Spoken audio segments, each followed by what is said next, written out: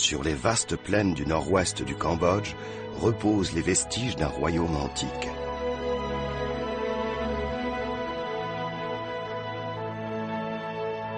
Il y a là plus de 1200 édifices, entourés de douves, alimentés par un immense lac artificiel.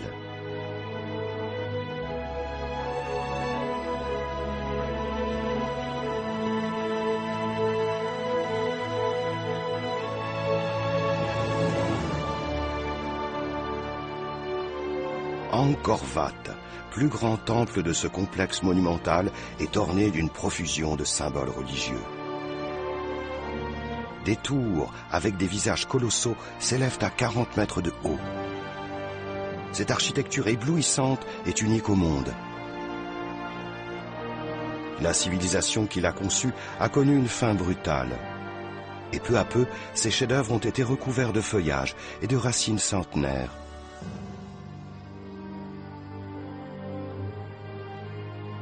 Mais en janvier 1860, le naturaliste et explorateur français Alexandre-Henri Mouot a révélé ces merveilles aux yeux du monde. Voici ce qu'il a dit. Un de ces temples, un rival à celui de Salomon et érigé par quelque ancien Michel-Ange, pourrait prendre une place honorable à côté de nos plus beaux bâtiments.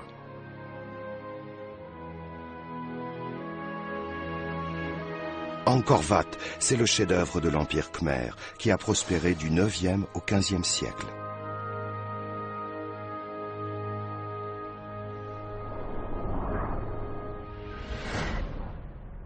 Au début du XIIe siècle, la région de Lopburi, au cœur de la Thaïlande moderne, voit grandir un jeune homme de sang royal à qui l'accession au trône semble pourtant interdite.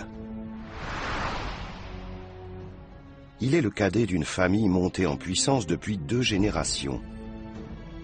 De lignée royale par son arrière-grand-père maternel, elle a pu s'ériger en faction puissante. Le jeune homme a la réputation d'être courageux, avisé et d'une ténacité à toute épreuve. Ces qualités lui valent d'être remarqué par le grand brahman Divakara, qui a le pouvoir de décider des successions royales.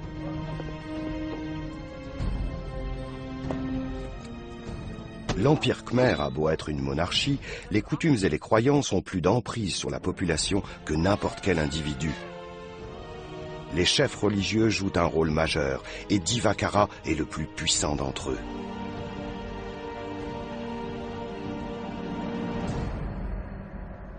Le jeune homme rêve de devenir roi. Mais en 1113, c'est son grand-oncle, Dharanindra Varman, qui est installé sur le trône.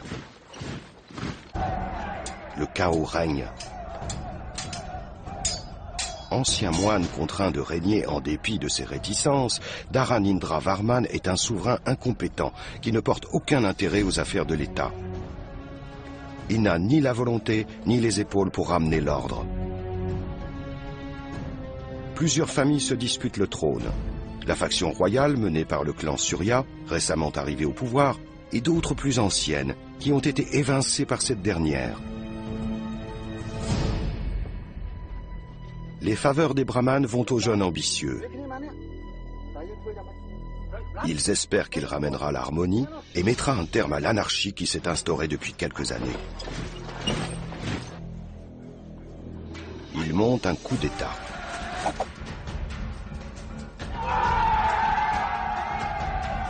Les récits khmers le décrivent en ces mots. Bondissant sur la tête de l'éléphant du roi ennemi, il le tua comme Garuda aurait tué un serpent à flanc de montagne.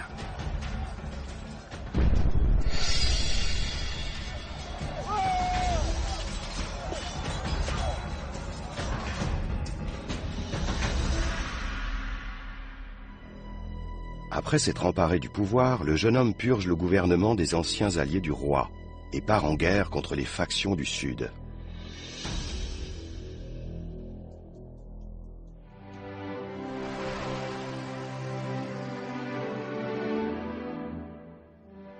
Une fois la paix instaurée sur l'ensemble du territoire, il est officiellement couronné en 1119, 6 ans après son coup d'État. Il devient le 18e roi de l'Empire khmer. l'armée et le peuple lui jurent loyauté. Il ne reste aucune trace de ce serment, mais il était certainement très proche de se prêter aux souverains qui l'ont précédé.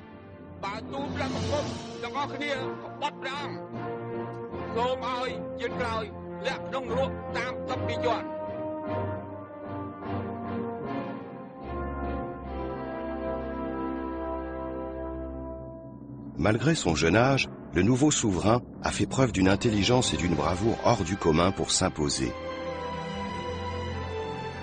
Couronné en compagnie de sa reine, il porte désormais le nom de Suryavarman II, le protecteur du soleil.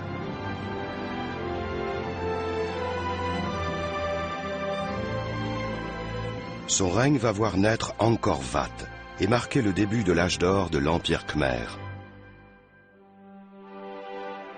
Depuis des siècles, la région d'Angkor, aujourd'hui appelée Siem Reap, est le siège de l'Empire.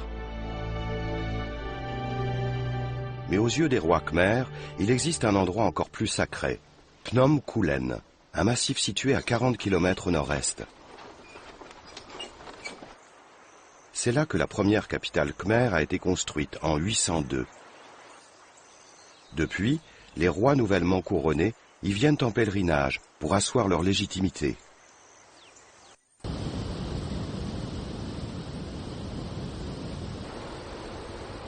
Mais l'importance accordée au Phnom Kulen vient aussi de sa signification religieuse. Une stèle découverte dans le temple de Sdok Koktom, en Thaïlande, évoque la montagne en ces termes. Les brahmanes y accomplissaient des rituels inspirés des 4 textes sacrés de l'hindouisme. Le roi y fit installer un lingam et il y vénéra le dieu Shiva. À cette époque, les Khmers sont adeptes de la religion hindouiste venue d'Inde, et leur roi vénère Shiva, la plus grande de ses divinités. C'est pourquoi, aujourd'hui encore, d'innombrables représentations de Shiva sont visibles dans le Gbalspion, la rivière aux 1000 lingams. Un lingam est une pierre cylindrique. Elle est installée sur un autel construit lui aussi en pierre, le yoni, qui symbolise l'organe génital féminin. Représentation phallique du dieu Shiva, les lingams sont censés abriter l'énergie dont émane toute vie.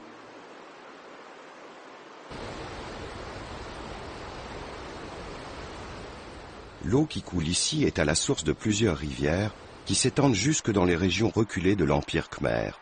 Selon la croyance, les lingams leur apportent fertilité et abondance. Les rois Khmer pensent que c'est Shiva qui leur donne autorité pour régner sur leur peuple. Au cours de leur règne, tous ont bâti plusieurs temples qui lui étaient dédiés. Celui-ci, en briques rouges, a été construit en 879. Son nom de Phria Ko, le taureau sacré, lui vient des 3 statues érigées devant le temple. Elle représente Nandi, taureau qui sert de monture à Shiva. Banteay Srey a été construite un siècle plus tard. De taille modeste, son nom signifie « citadelle des femmes ». Elle est célèbre pour ses splendides Varapala, divinité masculine, et ses Devata, divinité féminine.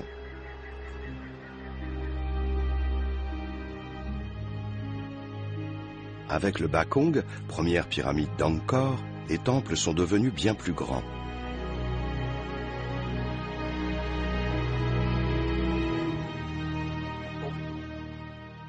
Mais Suryavarman II rompt avec ses prédécesseurs. Son remaniement gouvernemental s'accompagne de réformes religieuses. La divinité majeure ne sera plus Shiva, mais Vishnu. Il décide aussi de faire construire un temple qui dépassera tous les autres en taille et en splendeur. Il représentera le mythique mont Méreux, axe de l'univers et résidence des dieux dans la cosmologie hindoue.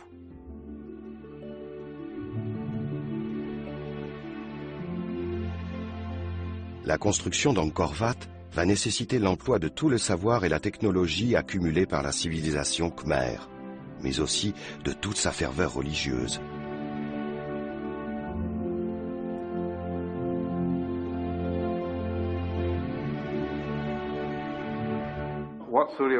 Surya Varman a fait construire 3 enceintes, les unes à l'intérieur des autres. Et chaque enceinte entourait 3 niveaux verticaux. Le premier est celui où nous nous trouvons. Le deuxième est plus petit et se trouve au-dessus de celui-ci. On y accède par un escalier. Et le troisième, qu'on rejoint par des escaliers très raides, est le centre sacré de tout le temple.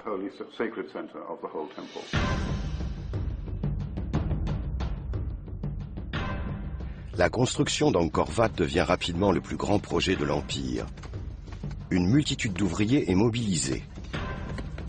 Ils font une trouée dans la forêt et creusent les fondations à l'aide d'outils rudimentaires.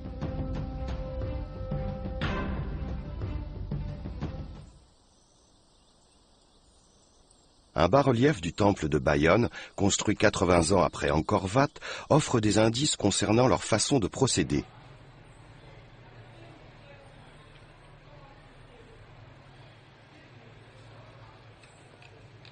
Des ouvriers se tiennent en rang et frappent le sol avec de longs pilons.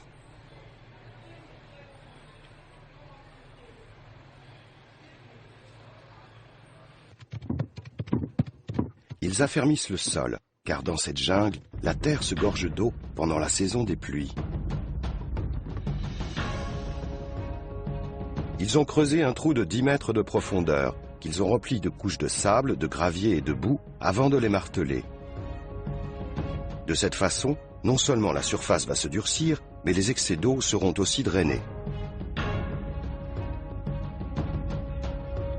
Ce n'est qu'ensuite que la structure est dessinée. Elle mesurera 1,3 km du nord au sud et 1,5 km d'est en ouest et sera entourée de douves de 200 mètres de large.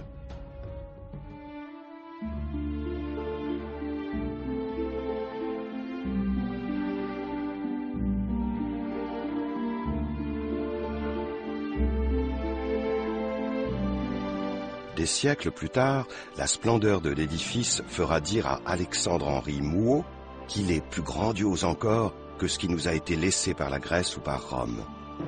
Mais d'où ont été extraites ces quantités de pierres astronomiques? Angkor Wat a été construit en grès. Il venait de Phnom Kolon, une montagne située à 40 km au nord-est du site.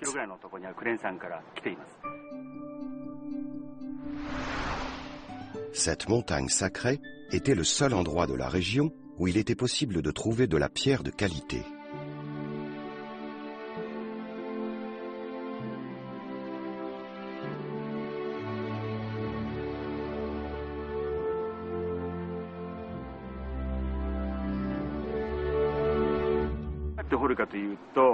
Ils utilisaient des barres de fer à bout pointu pour extraire la pierre. Ils creusaient une rainure correspondant à la taille du bloc qu'ils voulaient extraire. Ensuite, ils plaçaient une cale entre les couches sédimentaires, là où la roche se casse facilement. Plusieurs hommes frappaient la roche simultanément et la brisaient. C'est comme ça que nous pensons qu'ils procédaient. Plusieurs milliers d'hommes travaillaient dans les carrières. Pour extraire un bloc d'une tonne, un ouvrier met au moins 10 jours à creuser la rainure.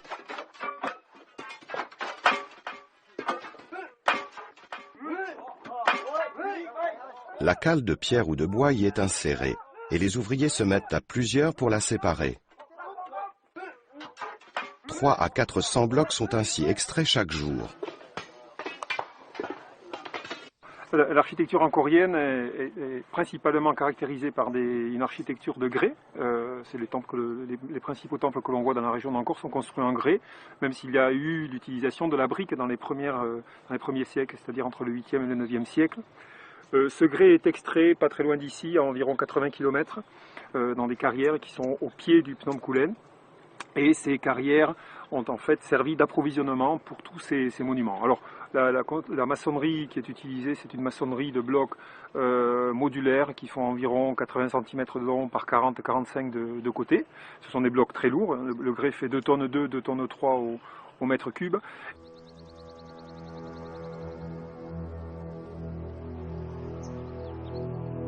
Pour construire Angkor Wat, environ 600 000 blocs de grès ont été nécessaires. Mais comment les Khmers ont-ils fait pour les tailler avec une telle précision? C'est un système qui consiste donc à lever les pierres légèrement, et on a deux ouvriers qui font glisser la pierre pour la faire frotter avec la pierre qui est en dessous. Donc c'est un système de rodage pour pouvoir créer en fait des pierres extrêmement lisses. La préparation des pierres est aussi décrite sur le temple de Bayonne. Tout d'abord, à l'aide de longs poteaux, le bloc est soulevé de son emplacement, puis frotté contre la surface de celui du dessous. Après des milliers de répétitions, celui-ci présente une surface lisse et des arêtes qui coïncident avec précision. Personne ne sait où se trouvent exactement les carrières dont ont été extraites les pierres. Une équipe de chercheurs de l'université Waseda a découvert certaines indications grâce à un test de susceptibilité magnétique. Il mesure les niveaux magnétiques de la pierre pour déterminer sa date approximative de formation et sa distribution géologique. La susceptibilité magnétique est la faculté d'un matériau à s'aimanter. En mesurant cette caractéristique, nous avons établi que des roches en provenance de 7 carrières différentes avaient été utilisées. À cause des mines terrestres encore présentes dans la région, nous n'avons pas été en mesure d'effectuer une recherche plus approfondie sur l'emplacement des carrières au sein du mont Kyolen. Les recherches des archéologues de l'école française d'Extrême-Orient confirment notre étude, car elles suggèrent que plusieurs carrières différentes ont fourni les pierres. Malgré ce flou sur l'emplacement exact des carrières, les tests ont confirmé que les 30 plus importants temples d'Angkor avaient bien été construits avec des pierres en provenance de ces 7 carrières différentes. Toutes les pierres d'Angkor Wat ont des niveaux magnétiques proches de 3, à l'exception d'une section dont la valeur s'établit à 2,29, mais cela vient du fait qu'elle a été restaurée.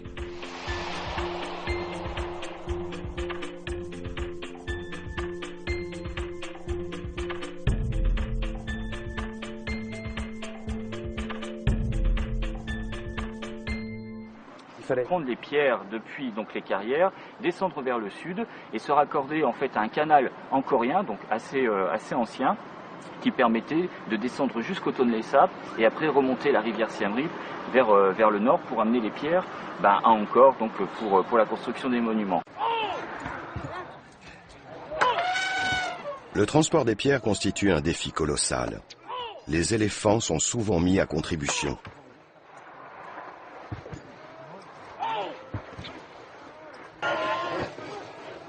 Des tiges sont insérées dans les côtés des blocs pour pouvoir les pousser et les tirer.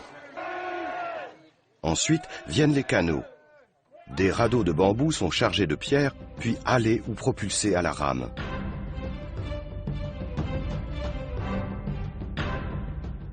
Le long trajet de 40 km est difficile. Au terme de sa partie fluviale, les radeaux accostent à Tonlé Sap, un grand lac naturel. Les experts pensent qu'en moyenne, 20 000 personnes ont dû travailler quotidiennement à la construction du temple. Cette estimation se base sur des archives qui indiquent qu'il a fallu à peu près ce même nombre d'ouvriers pour édifier le Taj Mahal.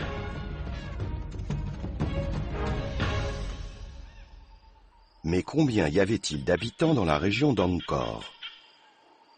À en croire les inscriptions figurant sur une stèle datant de 1191, 97 480 religieux et danseurs étaient au service du temple, tandis que 100 000 fermiers et esclaves travaillaient à son entretien. À partir de ces données, l'archéologue français Georges Grolier a estimé qu'à l'époque, la population de la capitale khmer d'Angkor Thom devait avoisiner 700 000 habitants. Ainsi donc, au XIIe siècle, elle dépasse de loin Londres avec ses 70 000 habitants et Paris qui en compte 100 000. Elle est presque aussi grande que Kaifeng, la capitale de la dynastie Song en Chine, dont la population s'élève à 800 000 habitants, et bien plus importante que Kaesong, capitale du royaume de Goryeo sur la péninsule coréenne. Angkor Thom est donc l'une des plus grandes villes du monde. Son urbanisation a été planifiée. Les pâtés de maisons sont reliés entre eux par un réseau de routes et de canaux conçus pour se déployer à partir du cœur de la ville comme les rayons d'une roue.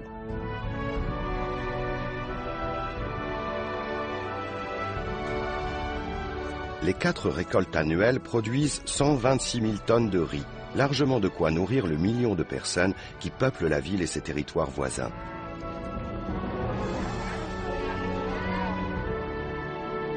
La proximité du lac Tonlé Sap est un autre atout majeur. À la fin du XIIIe siècle, Zhou Daguan, diplomate chinois en visite dans la région, aurait déclaré: Les eaux du lac abritent tellement de poissons qu'il en est difficile de ramer.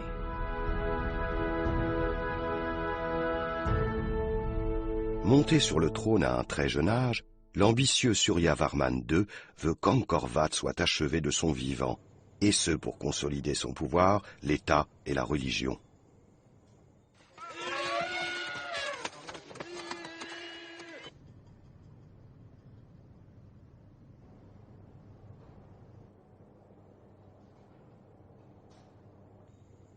Ce roi, qui s'est emparé de la couronne par la force, veut maintenant conquérir les régions voisines.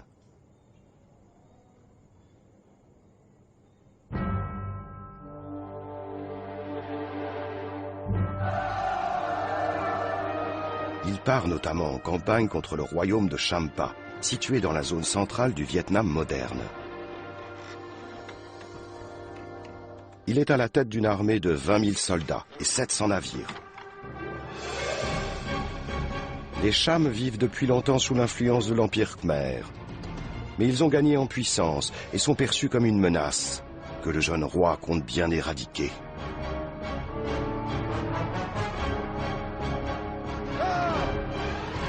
Armés de lances, d'arcs et de boucliers, ces soldats amarrent leurs embarcations bord à bord avec les bateaux Cham pour affronter l'ennemi au corps à corps. Cette invasion est relatée dans les chroniques khmères. Le roi tourna ses ambitions conquérantes vers le Champa. En 1145, il l'envahit, prit la capitale Vijaya et devint le maître de ce royaume.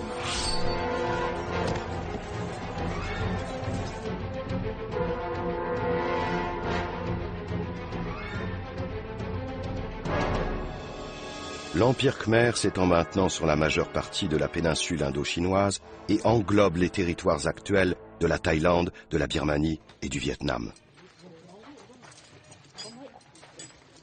Les prisonniers de guerre sont nombreux et beaucoup sont employés à la construction d'Angkor Wat.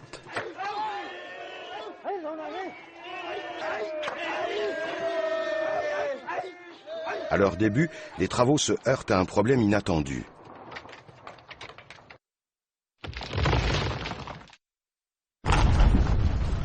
Les structures de pierre s'effondrent.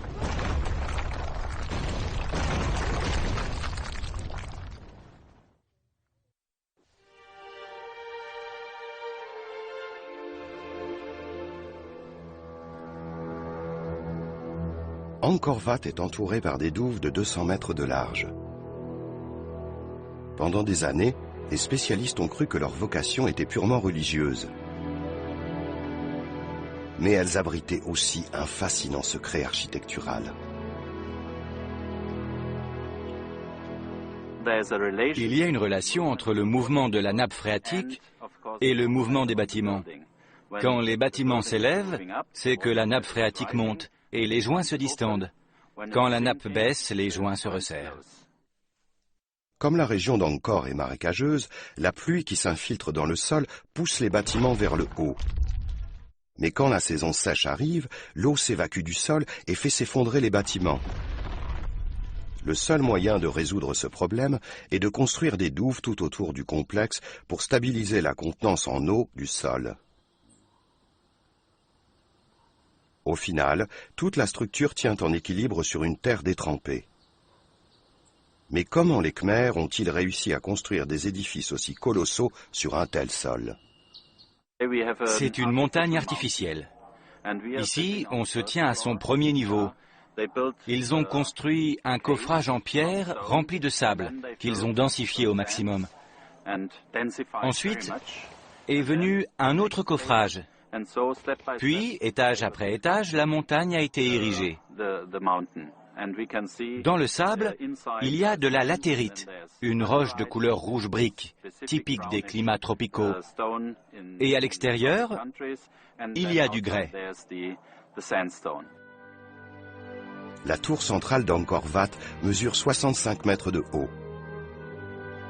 Pour élever une aussi haute structure dans les airs, les architectes de l'époque ont construit une rampe en terre sur laquelle les ouvriers et les éléphants étaient chargés de faire passer les pierres, avant qu'elles ne soient hissées grâce à un système d'échafaudage.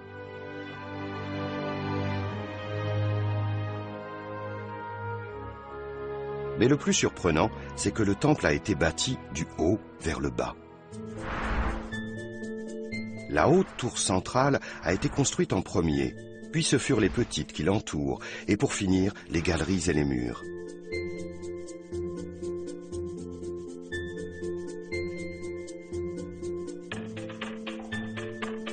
Quant aux 1532 colonnes de 7 tonnes, elles ont été érigées en suivant une méthode très particulière.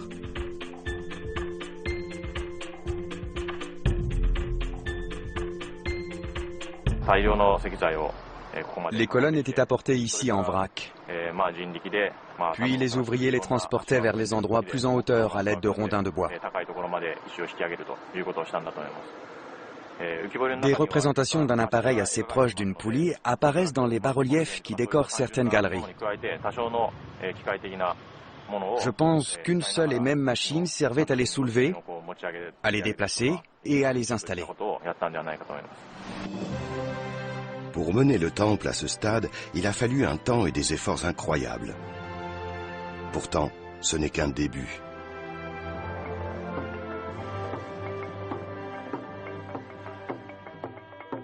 À l'époque, les Khmers ont adopté l'hindouisme depuis déjà longtemps.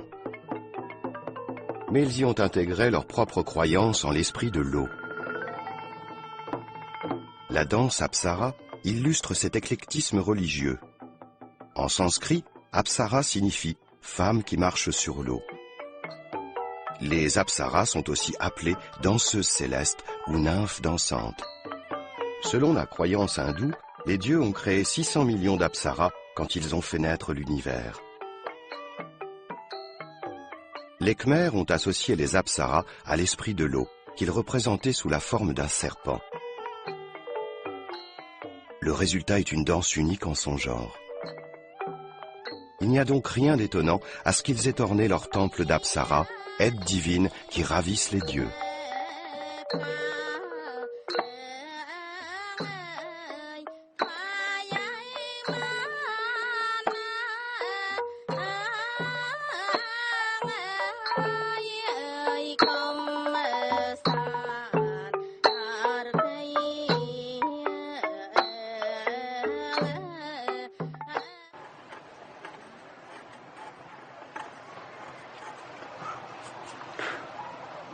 Elles sont vêtues de robes qui couvrent leurs courbes voluptueuses, de ceintures richement décorées, de hautes tiares, et elles bougent leurs mains avec délicatesse et grâce.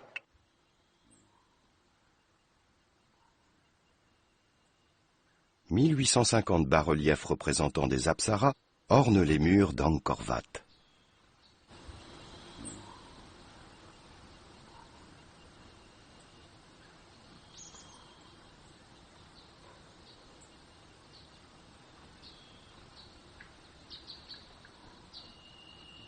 On peut supposer que c'était des échafaudages soit en bois, soit éventuellement en bambou. Et donc on montait les pierres, bon, avec le peu qu'on sait, donc avec ce système de levage, et peut-être d'autres types de systèmes de levage, donc des machines, avec peut-être la force des éléphants, avec des systèmes de poli et autres. Et donc une fois que la structure, l'architecture était montée, le programme architectural était construit, on gardait les échafaudages vraisemblablement pour commencer le programme décoratif. Donc il faut faire la distinction entre monter les pierres pour créer l'architecture et finalement la phase de sculpture qui a un programme en soi. On peut imaginer que les équipes qui sculptaient commençaient par le haut, certaines équipes commençaient aussi au milieu et d'autres en bas. Une multitude d'artistes a été mise à contribution pour décorer les murs, les colonnes et les fenêtres.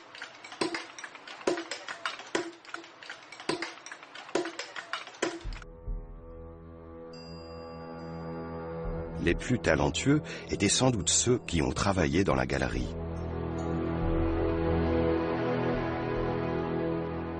Cette paroi, longue de 800 mètres, est gravée de magnifiques scènes inspirées des épopées hindoues.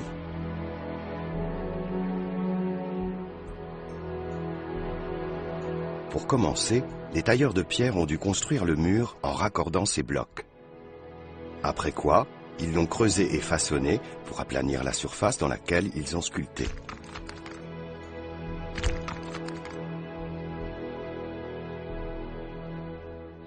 La nature de la pierre les a avantagés. Moins dur que le granit ou le marbre, le grès est plus facile à travailler.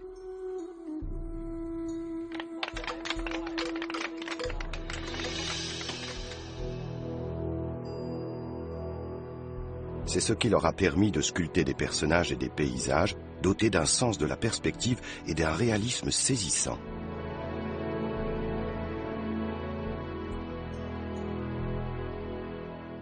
Concernant la préfabrication, dans le cadre des monuments Khmer, il y a quelques éléments qui étaient préfabriqués avant la construction proprement dite du monument, ou du moins en même temps que la construction du monument, donc la pose des pierres avant la phase de sculpture. Donc on a essentiellement les barreaux de fenêtres qui étaient tournés, donc c'était une machine en fait, un tour comme un tour à bois avec un profil qui permettait de générer en fait systématiquement en fait le même module de balustre qui était installé, donc inséré lors de la construction définitive, donc de la pose des linteaux des fenêtres. L'apparence exacte d'Angkor Wat au sortir de sa construction reste un mystère. On peut imaginer donc que globalement, l'ambiance de ces monuments devait vraisemblablement être plutôt dans les tons blancs. Hein. Mais par contre, l'endroit où vous avez de la sculpture qui était aussi recouvert d'enduit devait probablement recevoir de la polychromie, c'est-à-dire de la peinture. Alors, pour ce qui est de la couleur, à l'heure actuelle, ce qui nous est parvenu, c'est essentiellement dans les ocres, dans les rouges, parce que c'est de la peinture, c'est de la polychromie qui est à base d'oxyde de fer, donc ça reste très longtemps dans le temps. Par contre, les bleus, les jaunes, les verts ont disparu. Les colonnes et les murs extérieurs étaient très certainement blancs. Pour le reste, plusieurs hypothèses sont envisageables.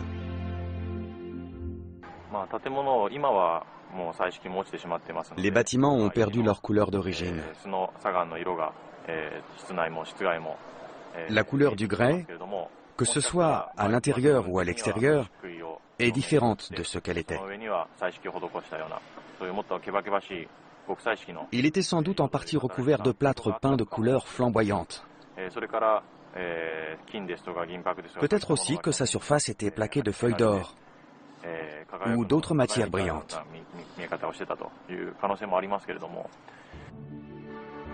Des images de synthèse basées sur les recherches d'experts permettent de se faire une idée de l'apparence qu'avait Angkor Wat. Le temple a des murs blanchis à la chaux, des linteaux et des tours dorées, ainsi que des symboles hindous, des tridents, des bannières à son sommet.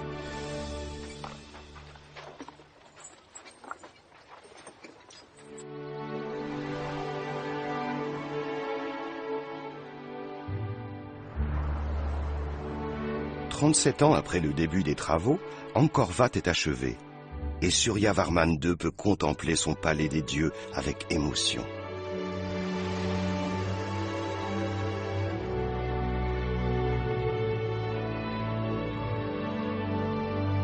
Des boiseries présentant une vaste gamme de motifs recouvrent les murs.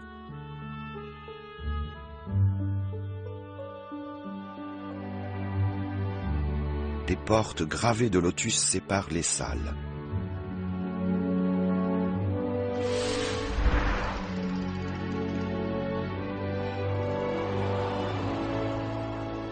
Dans la galerie qui prolonge l'entrée ouest, le long mur et le plafond sont eux aussi décorés de lotus.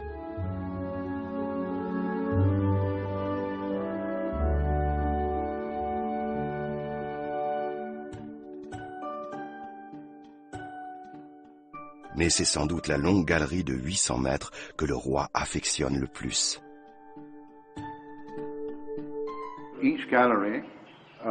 Chaque galerie montre un quart de la totalité du temps tel qu'il est perçu dans la croyance hindoue. Dans l'hindouisme, le temps dégénère.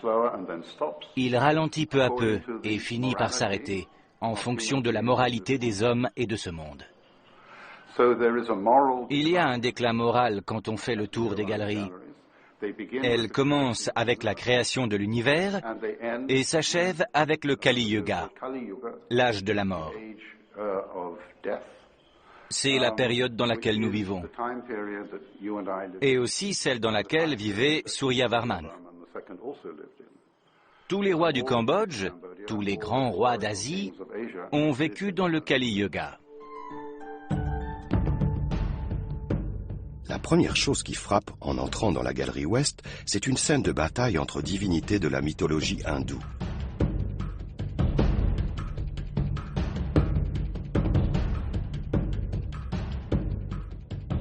Elle symbolise la prise de pouvoir de Suryavarman II et sa conquête des territoires voisins.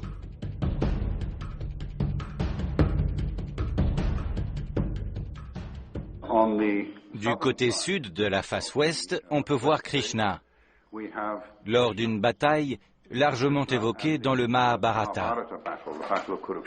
C'est la bataille de Kurukshetra, la plus célèbre bataille de la mythologie hindoue. De nos jours encore, les soldats indiens qui partent au combat récitent le Mahabharata. C'est un texte majeur. Suryavarman tenait à ce qu'il soit présent dans ce temple, car il voulait montrer la dernière étape de la naissance de Vishnu dans ce monde en tant qu'homme, avant qu'il ne devienne une incarnation de Vishnu. À l'entrée de la galerie sud, un défilé royal s'étire sur 80 mètres.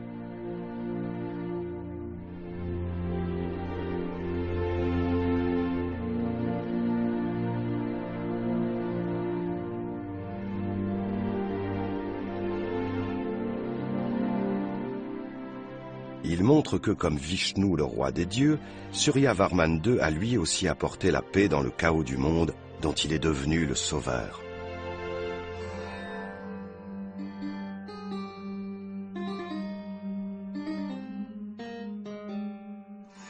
Cette scène montre un tir à la corde qui s'effectue avec un serpent. Il oppose des devas, des dieux du bien, à des asuras, des esprits démoniaques. Selon la légende, les dieux du bien ont gagné et ont créé une multitude d'entités, dont les apsaras. Les murs de la galerie nord mettent en scène plusieurs batailles entre dieux bienveillants et esprits démoniaques. Le monde a été créé en barattant l'océan. Le fait de faire ainsi tourner l'océan l'assimile au lait. Ça ne veut pas dire que les gens croyaient qu'il y avait eu un océan de lait. C'est une métaphore. Tous les reliefs qu'on voit ici sont métaphoriques. Ce barattage a été effectué à l'initiative de Brahma, le dieu créateur, depuis une montagne, le mont Méreux. Les dieux ont baratté l'océan à l'aide d'un immense serpent, qui était roi du monde souterrain. Afin d'avoir plus de force pour tirer le serpent géant, ils ont utilisé les démons. Ils étaient d'un côté et les dieux de l'autre. Ils tiraient dans des directions opposées et ce mouvement de va-et-vient a fait tourner la montagne dans l'océan. Après quoi, ils ont attendu de voir ce qui allait en sortir. Ce que les dieux voulaient, et les démons aussi, c'était une boisson magique, l'amrita, qui signifie ambroisie en sanskrit. Celui qui la boit devient immortel. Les dieux étaient en train de perdre leur combat contre les démons, et pour l'emporter, il leur fallait cette boisson. Le barattage a duré des milliers d'années, selon le mythe. Et pour finir, des choses ont commencé à surgir. La déesse Lakshmi, par exemple. C'est la déesse de la fortune, mais aussi de la royauté, du pouvoir politique royal. Elle est sortie et elle est devenue la femme de Vishnu.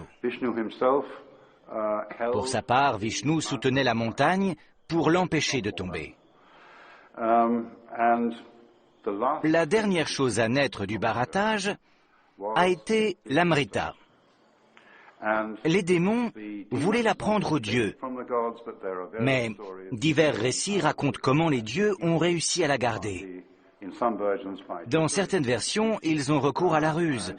Dans d'autres, ils y arrivent simplement en raison de leur vertu. L'Amrita a donc été gagnée. Et toutes les batailles qui ont suivi ont vu les dieux triompher.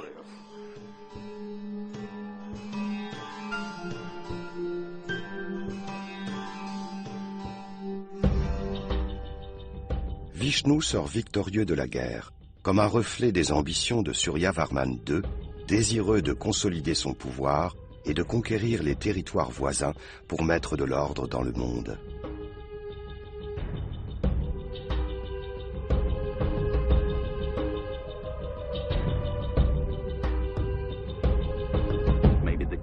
La sculpture du roi était sans doute en partie dorée. On peut voir des traces de dorure sur les bas-reliefs représentant Suryavarman II dans la galerie. Et les chevaux aussi devaient être dorés.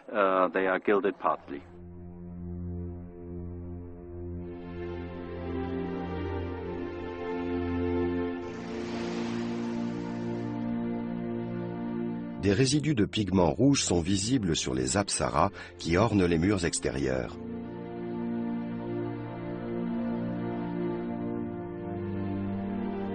Tous ces bas-reliefs étaient encore plus splendides à l'origine.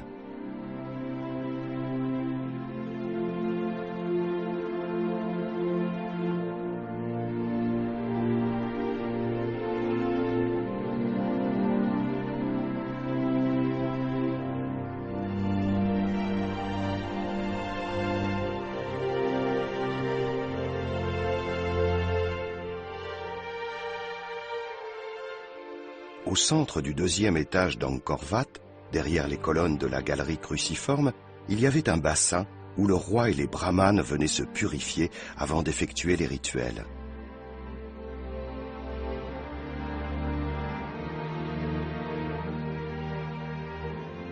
Les colonnes et les plafonds laissent apparaître quelques traces des couleurs étincelantes qui les couvraient autrefois.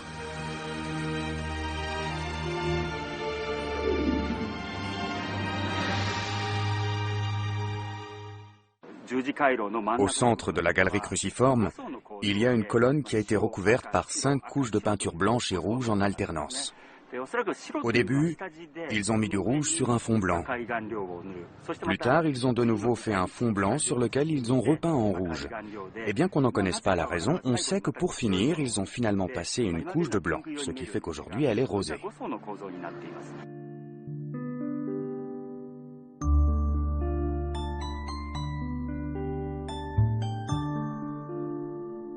Le troisième étage est une figuration du mont Méreux, la montagne des dieux. La tour s'élève à 65 mètres au-dessus du sol. Pas moins de 12 escaliers y conduisent. Au Bapouane, les problèmes de stabilité du massif central ont imposé la construction de 4 escaliers supplémentaires dans les angles, ce qui n'existait auparavant pas du tout. Et en fait, ce principe-là, qui résulte d'un défaut de construction initiale sur le Bapouane, a été transcendé en Angkor Wat et a été intégré dans le projet d'origine. Et ça a donné forme à une sorte de nouvelle architecture qui est assez particulière. En dehors de l'escalier qui ouvre sur le couloir central, tous les autres sont trop raides pour être gravis.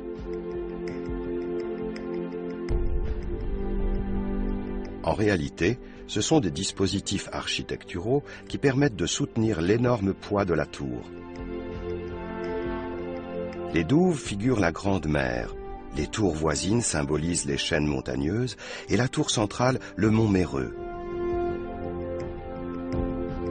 Par leur biais, Suryavarman II voulait unir son peuple.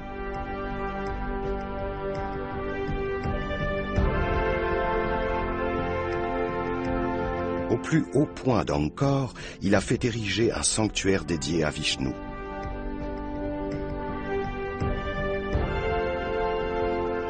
Quand l'Empire Khmer s'est transformé en nation bouddhiste au XVIe siècle, la statue de Vishnu a été remplacée par une statue de Bouddha.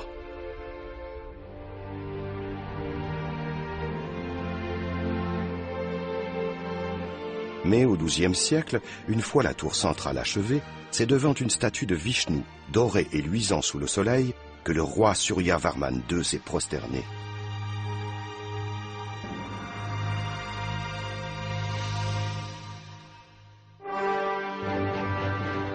À ses yeux, Vishnu régnait sur le panthéon hindou et Angkor Wat était son palais.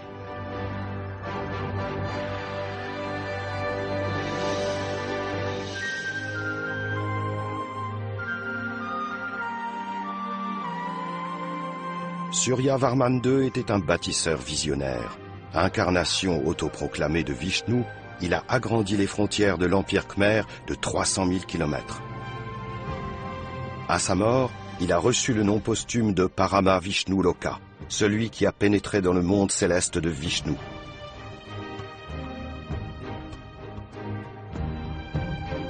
Mais peu à peu, le grand empire Khmer a sombré. Différentes factions se sont mises à se disputer le pouvoir et le pays s'est affaibli à force d'invasions incessantes.